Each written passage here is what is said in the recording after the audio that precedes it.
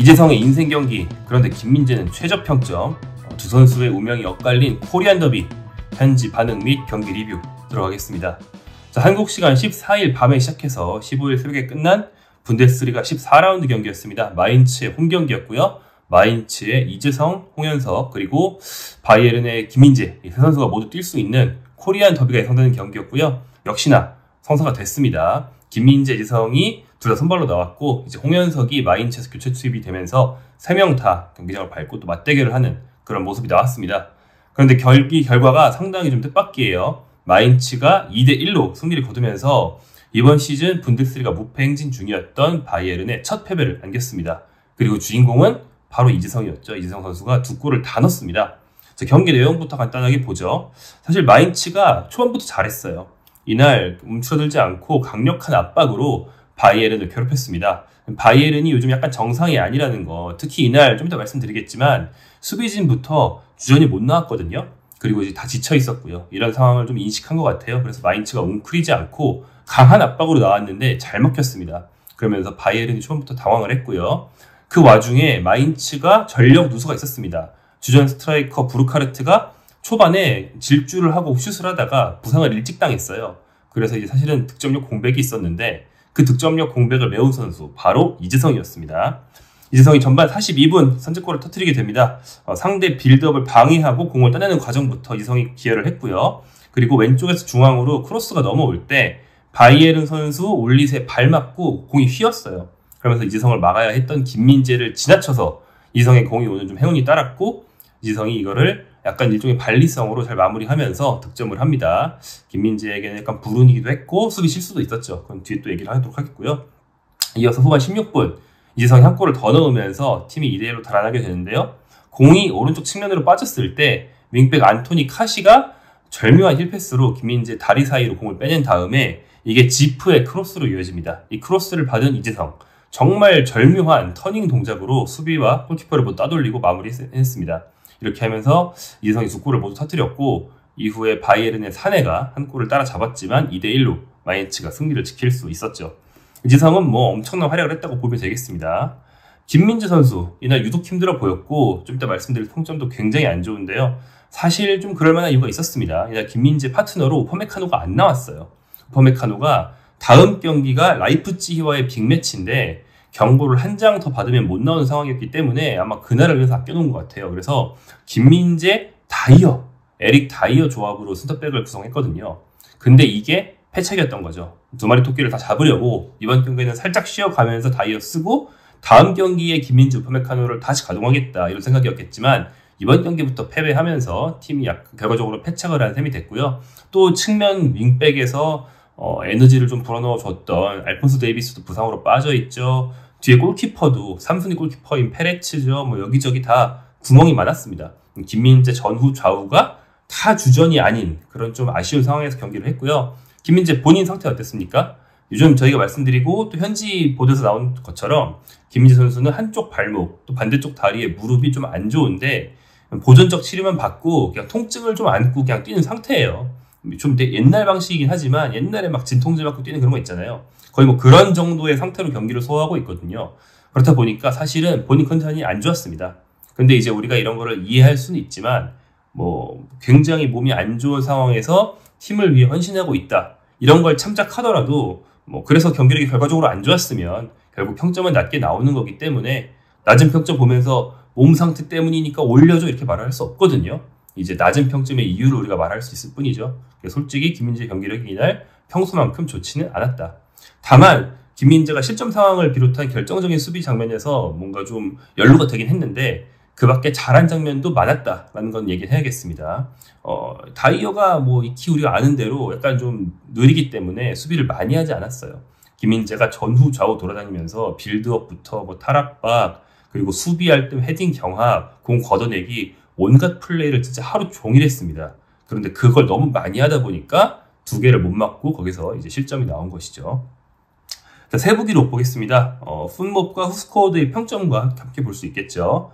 먼저 김민재 선수, 당연히 말씀드린 것처럼 이제 2실점한 팀에서 실점 장면마다 등장한 수비수이기 때문에 점수가 낮습니다. 풋몹은 5.8, 후스코어드는 6.0, 둘 다 공동 최하위예요. 다만 뭐 그렇다고 해서 막 5.0 막 되게 낮진 않습니다. 6.0 정도 되니까 실제로는 좋은 플레이도 많이 했다는 게 이런 세부 기록에 쌓여서 AI 평점이 그다지 낮지 않다 이렇게 보시면 되겠고요. 풋몹을 보면 패스 성공률 88%로 패스 86회를 연결했는데 패스 횟수는 이날도 키미에 이은 2위였고요. 성공률 88%는 평소 김민재보다 좀 낮다는 걸 볼 수 있습니다. 이날 마인츠 압박에 많이 고전했다는 걸 알 수 있죠. 공격 지역으로 넣어준 패스 19회로 이날 경기 최다였습니다. 두 팀 통틀어 최다였고요. 수비 측면에서 수비 행동 12회로 바이에른 팀 내 최다. 다이어는 몇 회였을까요? 다이어는 2회였습니다. 12회 대 2회. 김민재가 훨씬 많은 수비를 하려고 여기저기 돌아다녔다. 이걸 알 수 있는 부분이죠. 그리고 김민재가 직접 공을 빼앗아 오지를 못했어요. 태클 성공이 없어요. 이게 좀 아쉽죠. 대신에 리커버리 5회, 가로채기 2회, 걷어내기 6회 등을 기록했고 걷어내기는 또 팀 내 최다였습니다. 헤딩 클리어 5회도 팀 내 최다였고요. 볼 경합 성공 횟수가 8회로 팀 내 2위였고요. 다만 성공률이 높지 않았습니다. 8회 성공, 5회 실패이기 때문에 이거는 뭐 김민재 정도의 선수라면 평소보다는 좀 낮았다. 그러니까 확실히 몸 상태가 좋지 않았다라는 걸 기록에서 알 수 있죠. 이재성 선수 아주 빛납니다. 풋몹에서 9.1, 후스코어도 8.4로 두 매체 모두 평점 1위. 당연합니다. 멀티골로 팀을 승리로 이끌었으니까 당연하죠. 근데 골만 넣은 게 아니에요. 보시면 슛이 2개인데 일단 이 슛의 효율이 엄청 높다. 기대 득점 XG가 두 슛을 합쳐서 0.50밖에 안 됩니다. 그러니까 결정력이라는 변인을 제거하고 본다면 이제 빅데이터로 볼 때 이재성이 찬 슛 2개를 합쳐도 넣을 확률, 한 골을 넣을 확률이 50%? 거의 뭐 이 정도였다는 거예요. 근데 2개를 다 넣었으니까 이날 결정력이 엄청나게 좋았다는 걸 알 수 있는 부분이고요. 수비적인 공헌도를 보면 수비 행위의 횟수가 13회입니다. 13회. 공민대. 양팀 통틀어서 2위. 엄청나게 많은 수비 행동을 해줬고요. 공 탈취를 1회 시도에 실패했지만 가로채기가 무려 6회. 경기 1위. 여기서 이제 팀 역습이 다 나오는 거죠. 그리고 리커버리 8회로 경기 2위. 걷어내기 3회와 헤딩 클리어 1회 등 이제 바이에른 공격에 밀려났을 때 자기 진영 안에서 수비한 기록까지 정말 이재성은 엄청난 활약을 해줬습니다. 현지 반응을 좀 볼 건데요. 현지 반응은 사실은 이재성보다 김민재 위주입니다. 왜냐면 바이에른만 다루는 매체들이 너무 많아요. 저희가 더 많은 매체들을 이제 얘기를 해드리려면 그건 너무 늦게 나오기 때문에 그건 추후에 다른 영상에서 혹은 다른 기사에서 얘기해드리도록 하겠고 경기 직후에는 바이에른만 나오는 매체들이 훨씬 많다는 거 좀 양해 부탁드리면서 얘기해 보겠습니다. 먼저 이제 TZ, 바이에른 지역지죠. TZ 같은 경우에는 김민재한테 6점을 줬습니다. 평소에 김민재 선수한테 그렇게 막 이렇게 뭐 박하지 않거든요. 호의적인 편인 매체인데 이날은 오히려 다른 매체들보다 더 낮은 점수 6점을 줬어요. 6점은 최하점이거든요. 그러면서 두 골 모두 연루된 비참한 경기라고 했습니다. 전반 13분 헤딩으로 마인츠 주장 조나탄 부르카르트에게 기회를 줬는데 이때는 최소한 골키퍼까지 가기 전에 밀어내는 수비는 했다. 김민재 선수가 이거 실책으로 보네요. 전 실책으로 보이지 않는데 헤딩 경험을 한 다음에 이것도 이재성이에요. 이재성이 받고 스루 패스를 해서 부르카르트가 득점기를 한번 잡았거든요. 근데 이때 김민재가 전속력으로 달려가서 커버를 했습니다. 그래서 골은 되지 않았어요. 참고로 다이언은 근처에 있었는데 슬슬 따라가다가 김민재가 더 멀리서부터 더 빨리 따라가서 태클을 했습니다. 그리고 이제 몇몇 경합 상황에서는 김민재다운 최상의 경쟁력이 보이지 않았다. 김민재답지 않았다라는 거죠. 원래 잘하는 선수라는 걸 알고 쓴 얘기입니다. 프리킥을 내준 상황에서 주심에게 너무 심하게 화를 냈다. 그런 상황이 있었죠. 선제 실점을 내줬을 때 헤딩하지 않고 공을 흘리는 판단 완전히 실수였다. 0대2로 벌어진 실점에서는 김민재와 라이먼 모두 상대 공격수 지프와 카시에게 끌려나가 측면에 가 있었다. 이 얘기를 해보죠. 김민재 선수가 선제 실점 상황에서 헤딩을 안 하고 공을 흘렸습니다. 근데 그게 뒤쪽에 상대 선수가 있었던 거예요. 그 선수가 공을 잡고 그 선수의 크로스가 올리세를 맞고 휘면서 아까 말씀드린 실점상이 된 거거든요. 그러니까 사실 헤딩을 했어야 맞다. 이 점을 이제 김민재 실책으로 보고 거의 모든 매체들이 평점을 팍팍 깎고 있습니다. 두 번째 실점 상황에서는 김민재가 측면에 앙토니 카시를 막으러 나갔는데 카시를 이제 등지게 만들고 등 뒤에서 딱 제압해가지고 못 돌아서게 했거든요. 근데 카시가 좀 센스가 있어요. 그래서 이날 그 센스를 발휘했는데 힐패스로 김민재를 등진 상태에서도 공을 빼냈습니다. 그러면서 김민재가 이 문전에 없는 선수가 되어버렸죠. 그래서 이 두 가지 상황에 대해서 굉장히 아쉽다고 얘기를 하고 있습니다. 바이에른이 경기력 면에서도 밀리고 진 경기이기 때문에 당연히 평점이 높을 수가 없습니다. 김민재만 6인 게 아니고요. 라이모, 다이어 5, 김민재 6, 게헤이로 4, 페레츠 4 이렇게 뭐 수비 쪽에 있는 선수들은 다 4에서 6 사이고 김민재가 6이다 이렇게 보시면 되겠습니다. 그리고 이제 무시할라가 온 거는 그렇게까지 나쁠 필요가 있나 싶은데, 그러니까 주위에 있는 다른 선수들이 높은 거에 비하면요, 아마 이제 무시할라에 대한 기대치는 더 높은데 기대치만큼 못해줬다라는 게 좀 반영된 것 같아요. 밀러도 옵니다. 밀러, 무시할라가 모두 5를 받는 경기 상당히 드물죠. 자, 또 슈폭스의 평점 보겠습니다. 여기는 김민재 선수에게 5점을 줬어요. 그러면서 이렇게 얘기를 합니다. 그동안 좋은 경기를 많이 해왔는데 이번엔 확실히 실수가 있었다. 여기도 역시 김민재 선수가 최근 경기력이 좋았다. 그리고 원래는 잘하는 선수다 라는 걸 먼저 인정하고 들어가고 있죠. 그러면서 어떤 실수인지 얘기를 합니다. 들어보죠. 0대1이 되기 전 그럴 필요 없는데 크로스를 흘리면서 이재성에게 실점할 비밀을 내줬다. 0대2 상황 직전에는 측면에서 뒤꿈치 패스에 당했다.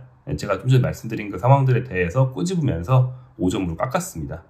이 매체는 이제 페레츠 골키퍼에게 3.5를 줬고요. 수비진에서 뭐 김민재가 5인 것을 알 수 있듯이 TZ보다 조금 후합니다. 그래서 뭐 라이머 4, 다이어 3.5, 김민재 5, 게헤이로 4 뭐 이런 식으로 나가고요. 키미히, 올리세, 무시할라 등이 4.5로 쭉 낮은 게 좀 눈에 띄고, 밀러가 김민재와 공동 최하점인 5점을 받았네요.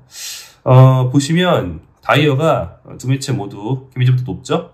그러니까 제가 아까 말씀드린 것처럼 오랜만에 보는 다이어의 특징, 수비를 안 하기 때문에 실점 장면에서 연루되지 않고 실수도 안 하고, 그래서 오히려 평점이 덜 낮은 그 다이어가 나왔습니다.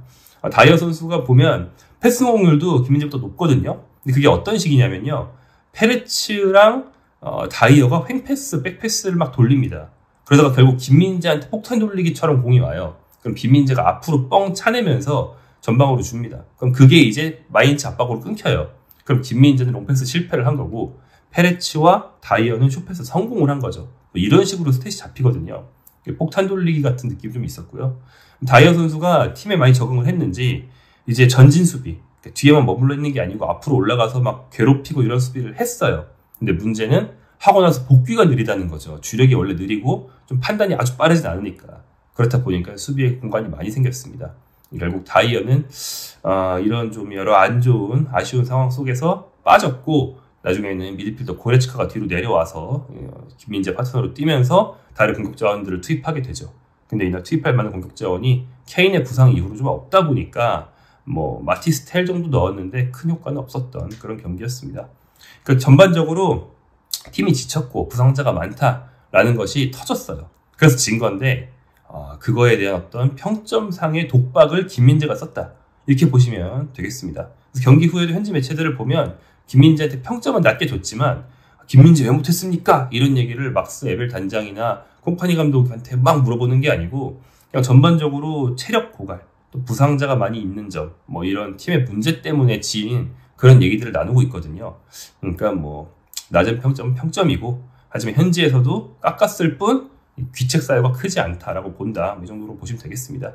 그보다는 오늘은 이제 이재성 선수의 굉장히 환상적이었던 경기를 칭찬하는 게 더 어울린 날인 것 같고요.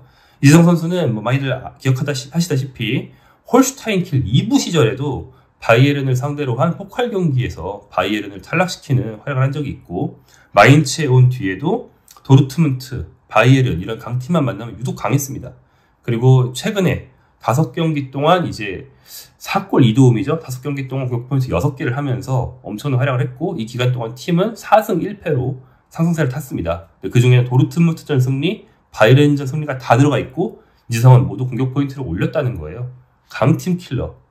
이제 손흥민 선수가 프리미어리그에서 약간 그런 캐릭터가 있다면, 분데스리가에서는 동갑내기인 이재성이 평소에는 골이 많은 선수가 아니라 할지라도 이런 중요한 경기에서 유독 빛나는 굉장히 멋진 모습 보여주고 있습니다.